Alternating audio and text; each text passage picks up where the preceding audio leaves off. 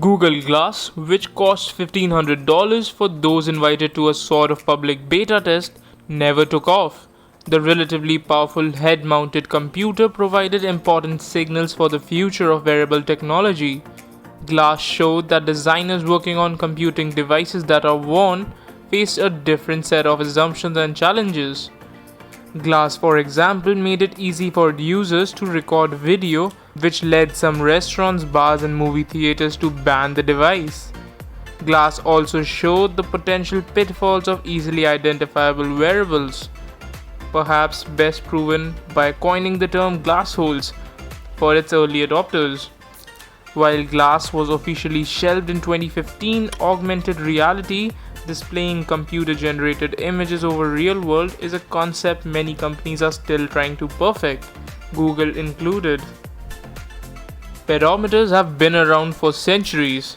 Seriously, look it up. But it was Fitbit that helped bring them into the digital age and to the masses. The company's first device, released in 2009, tracked users' steps, calories burned, and sleep patterns. Most importantly, it allowed users to easily upload all that data to the company's website for ongoing analysis, encouragement, or guilt. Priced at $99, the Fitbit showed that wearables could be affordable. The company sold more than 20 million of the devices in 2015. The marker-bot Replicator was neither the first nor the best consumer-level 3D printer, but it was the model that made the technology widely accessible for the first time, thanks to its sub-$2,000 price tag. The Replicator used inkjet printer-like technology to extrude hot plastic that took three-dimensional form as artwork, mechanical parts, and more. As a company, MarkerBot's future is uncertain, but the firm's equipment helped bring 3D printing into the mainstream and is a fixture of many American classrooms.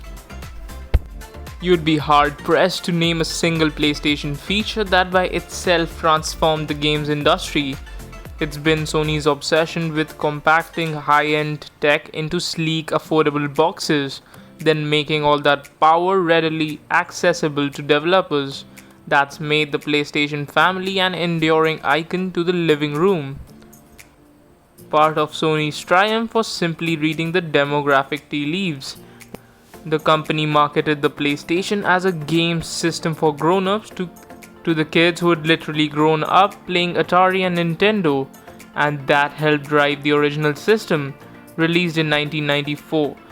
Including the PlayStation 2's Guinness record for best-selling console of all time, a record even Nintendo's Wii hasn't come close to breaking. Apple was the first company to put a truly powerful computer in the pockets of millions when it launched the iPhone in 2007. Smartphones had technically existed for years, but none came together as accessibly and beautifully as the iPhone. Apple's device ushered in a new era of flat touchscreen phones with buttons that appeared on the screen as you needed them, replacing the chunkier phones with slide-out keyboards and static buttons. What really made the iPhone so remarkable, however, was its software and its mobile app store. The iPhone popularized the mobile app, forever changing how we communicate, play games, shop, work, and complete many everyday tasks.